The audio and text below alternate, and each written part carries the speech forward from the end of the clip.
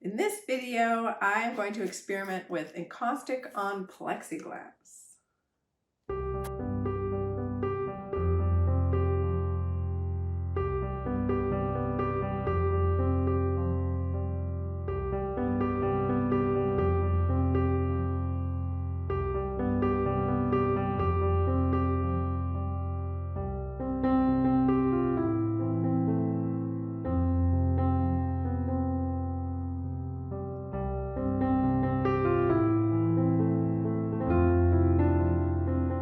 So plexiglass is by nature non-porous, and encaustic needs a porous surface, or at least partly porous, to absorb into.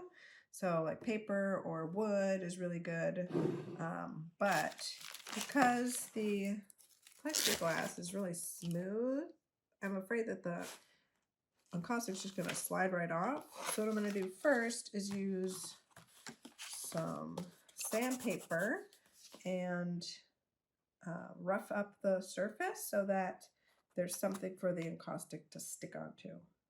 And then because it's a plastic, I'm also going to be careful about fusing and how hot I fuse, because I don't really want it to warp. I'm using this, I guess 3/16 or I think it's a little bit bigger than 1/8 inch plexiglass, and it's a pretty small sheet, so I'm hoping that it won't warp.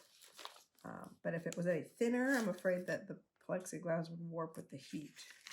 So that's why it's an experiment. So I'll just take off this plastic, and I'm going to do a couple different trials. That's why I have these two pieces. So I'm going to put this on here so you can see what I'm doing. And I'll grab, this is pretty rough. It says 150, but, or it says fine, but 150 is pretty rough. And just gonna start roughing it up. Incidentally, this is how I get my smoky haziness on the plexiglass light boxes.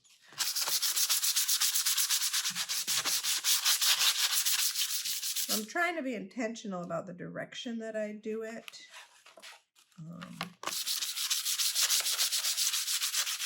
Even though I probably won't see through to this texture, but you never know.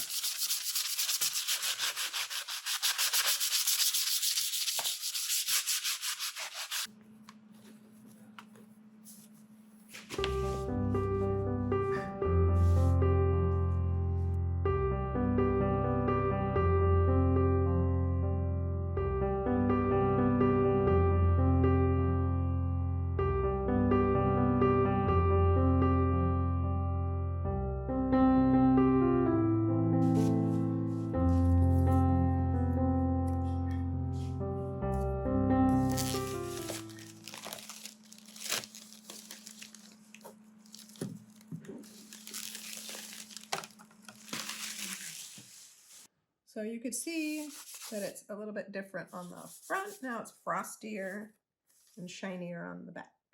I don't have to do the back because I'm only going to coat the front. But the next one that I do, I want to coat it with a little bit of acrylic medium and see if that does anything different with the acrylic medium.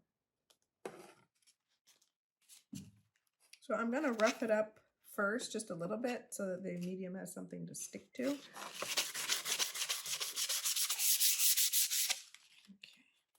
Off.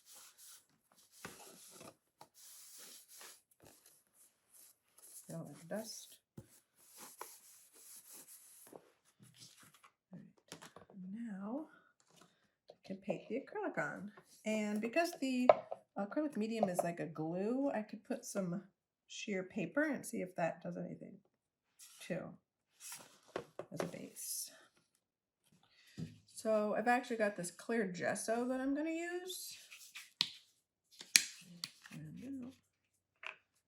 And because it's got a little bit of the marble dust from the gesso, I want to to see if that works better than just plain old acrylic medium.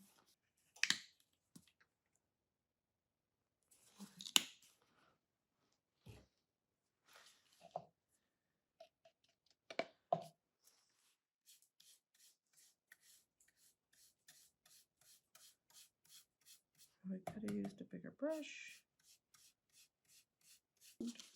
I've got a collage. We can attach.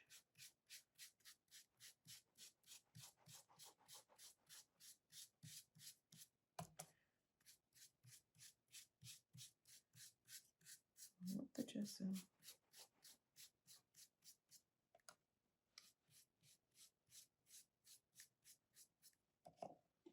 This is just an old screen print, so it's got, and probably monotype, so it's already dry and nothing's gonna smear.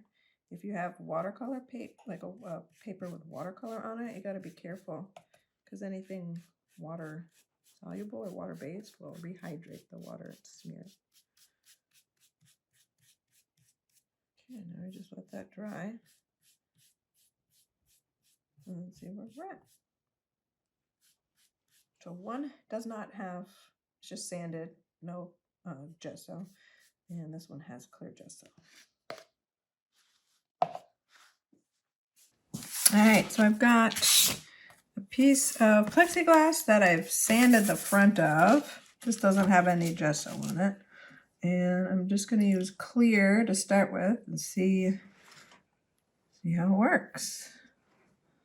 If I can add some layers, then we'll be in business.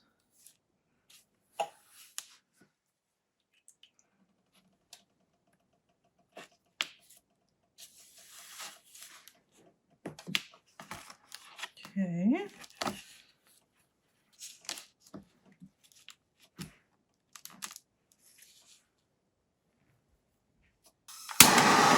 I'm trying to fuse it pretty light at first.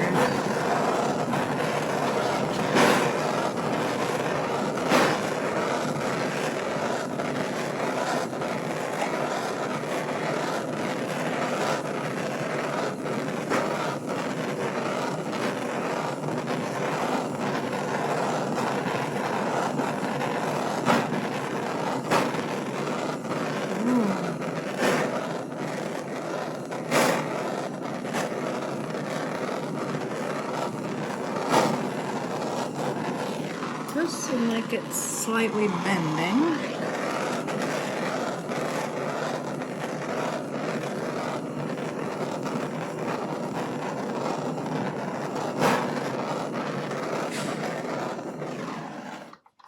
I'll let that cool a little bit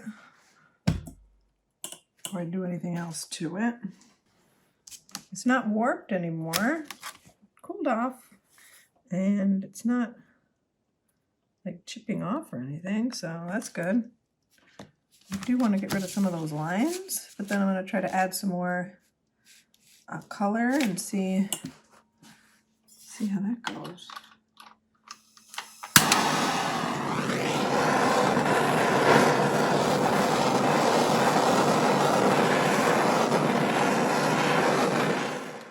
So it's a little bowed when I heat it up, which means that it doesn't dry totally clear or totally flat. So that's one of the, I guess, drawbacks of doing it on plexiglass, because I really love that smooth, super smooth surface. So maybe getting a little bit of a thicker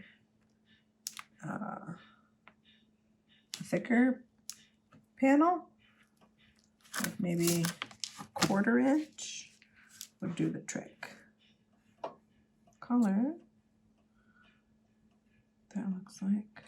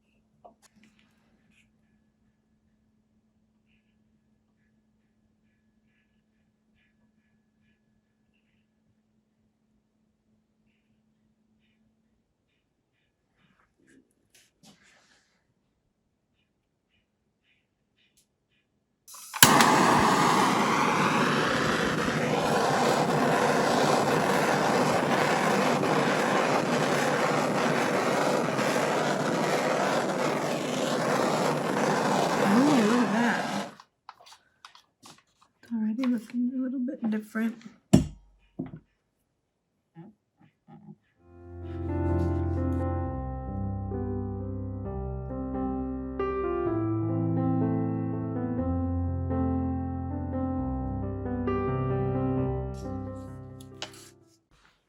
So that was all the just the sanded, which worked out pretty well. I think it helped grip it really good. And now I'm going to try, this is the clear gesso, which as you can see isn't totally clear when it overlaps. So we'll see how that goes. And I wanted to kind of do a little bit of color first.